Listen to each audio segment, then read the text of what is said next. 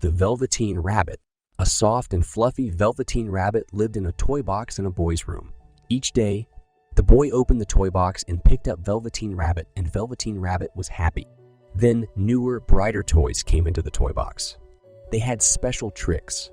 Some could move when the boy pushed a button. Others bounced high. Velveteen Rabbit had no special tricks or buttons. No wonder the boy started to choose these other new toys.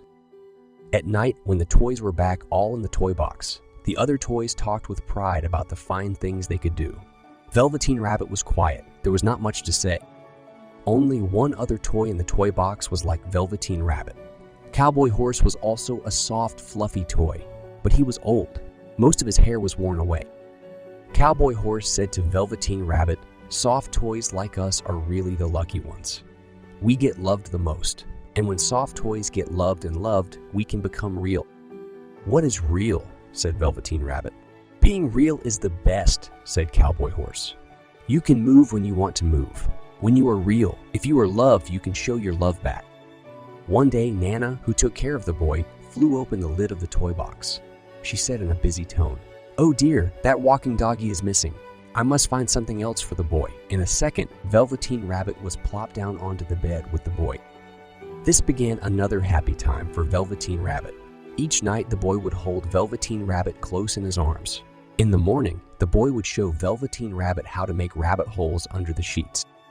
If the boy went outside to a picnic or to the park, Velveteen Rabbit would come with him too. After a while, with the hugging and holding, much of Velveteen Rabbit's fur got matted down. Its pink nose grew less pink with all the boy's kisses. But Velveteen Rabbit did not care. It was happy. One day, the boy became sick. His forehead got very hot. The doctor came and went. Nana walked back and forth in fear. Day after day, the boy stayed in bed. There was nothing for Velveteen Rabbit to do but to stay in bed too, day after day. Then at last, the boy got better.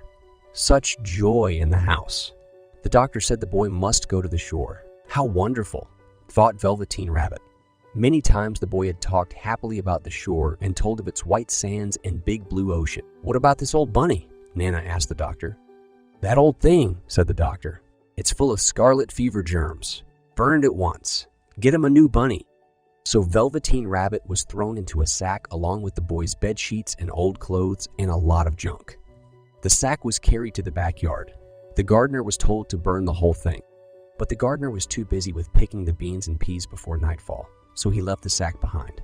"I will take care of it tomorrow," he said. The sack was not tied at the top, and Velveteen Rabbit fell out. The next day, when the gardener picked up the sack to take it away to be burned, Velveteen Rabbit was not in it. Then it started to rain. Velveteen Rabbit was sad. So far away from the boy, never again to be nice and cozy together, and now soaking wet.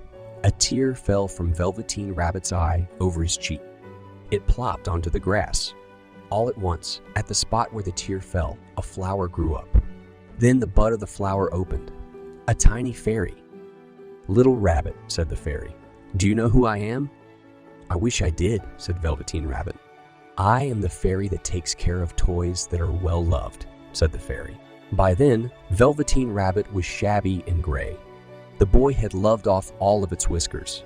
The pink lining in the ears had long turned gray. Its brown spots, once fresh and bright, were now faded and hard to see.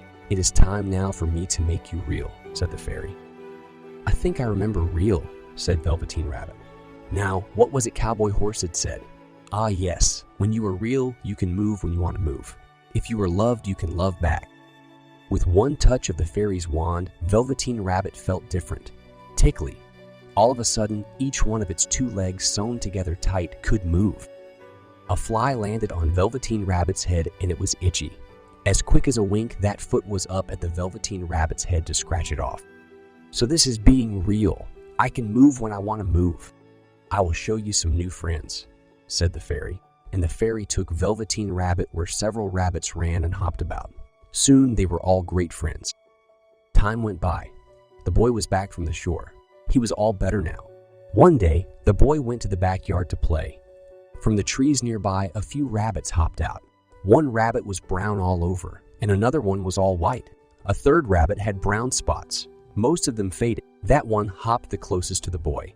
The boy thought, "Why, This rabbit looks just like my old bunny that was lost when I was sick. I loved that bunny."